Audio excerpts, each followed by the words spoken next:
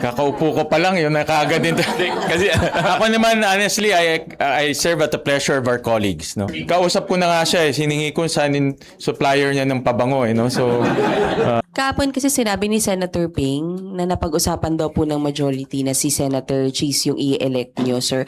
How did you go about this decision? I don't want to preempt yung presiding officer discussion. Pag-uusapan pa yan ng mga senators. At under the rules, it's the Senate President who will preside unless the Senate will decide otherwise. No? So I don't want to preempt our discussion. So magkakaroon kami ng discussion dyan. Pero sir, tama ba? You are okay if ever yun yung maging decision ng majority na si Senator Cheese ang mag-preside? Kaya pag-uusapan muna. Pag-uusapan. I cannot preempt kung ano yung magiging discussion. But right now, as it stands in the rules, I will preside. Walang question doon. No? Walang question doon. Kasi may quorum naman eh. No? In fact, during that time, may quorum tayo and there's already established precedents na in the past, there are 8 instances wherein 12 senators lang ang determine ng quorum. Sir, since may pending question before the Supreme Court, hindi kayo na mabother na later on kung magkaroon ng adverse ruling, will that affect? Wala naman TRO. If the Supreme Court thinks that there is irreparable damage, mag-issue yan ng TRO. So wala naman TRO na in-issue. So in the absence of a TRO, tuloy-tuloy lang trabaho. Pero I mean in the sir na magkaroon ng decision ng Supreme Court tapos the decision will affect the impeachment proceeding dahil nga based dun sa kung mag-iiba kayo ng presiding officer based on that 12 member na Wala naman. Tuloy-tuloy lang yung trabaho, no? Wala namang in-issue na TRO. And then I had also conversations with Senator Loren Legarda regarding yung ibang mga priority measures niya. Ang maganda rin na-appoint na 3 minority members as chairman, no? Si Senator Bongo as chairman of the Sports and Youth Committee, si Senator Mark Villar, chairman ng very important banking committee, one of the most important committees in the Senate.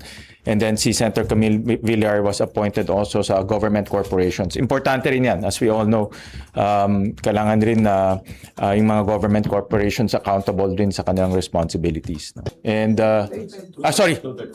two-thirds, correction. 2/3 of all members. No? Very clear ang constitution dyan. Pero pag-uusapan nyo yan, sir.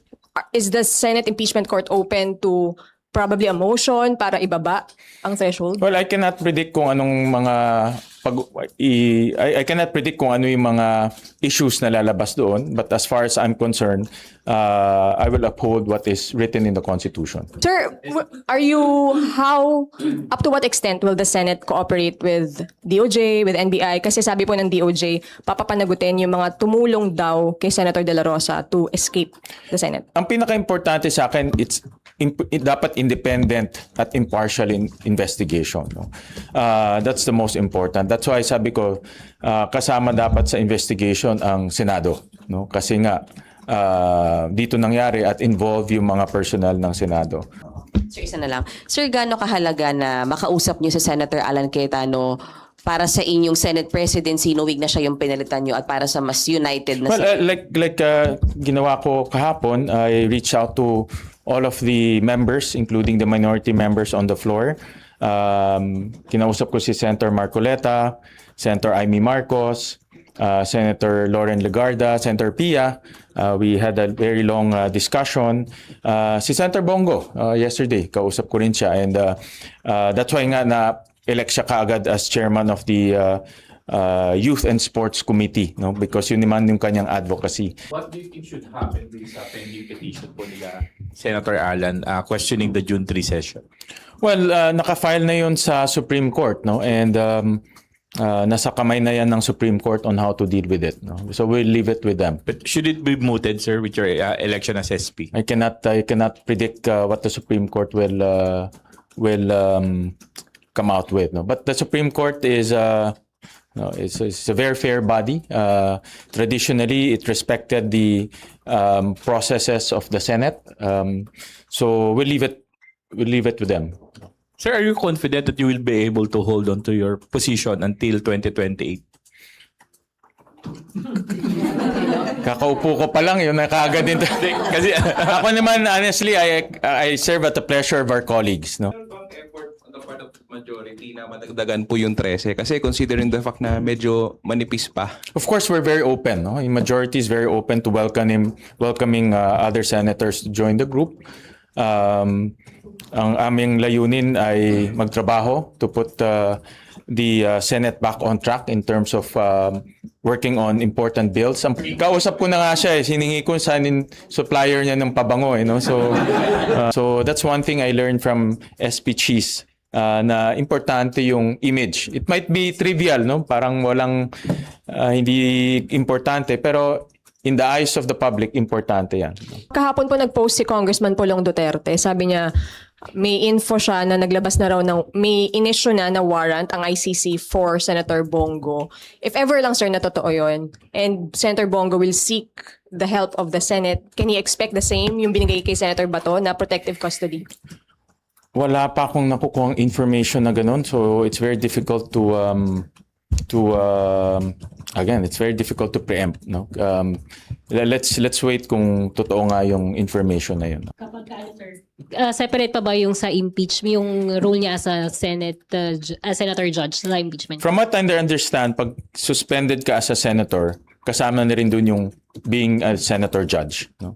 So the suspension is to the senator, and it carries with it all the responsibilities as a senator, including becoming a senator judge. Yes. That is the biggest challenge, the logistics portion. Kasi maliit ang Senado eh. Ang pinaka-problema natin dito, space. No? That is the biggest problem. Budget ng Senado per day is about 24 million, no? Almost 25 million, no? Just to operate the Senate. The Senate is a big institution. We have 2,000 people, may isang building tayo.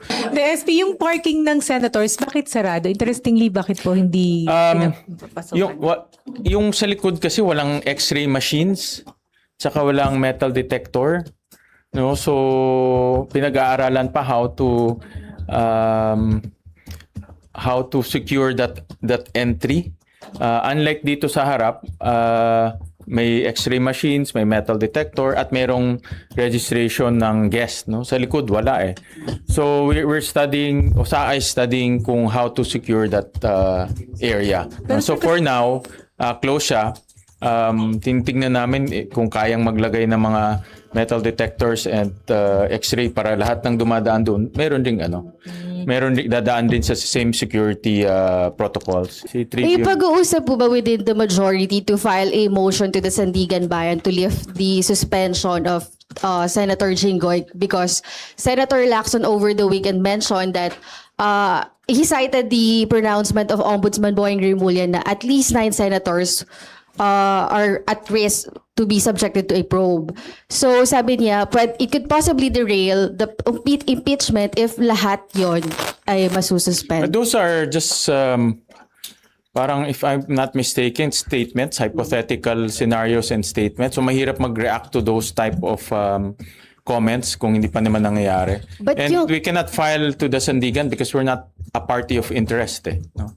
It's between the respondent and also the state. No? Kami hindi kami kasali doon.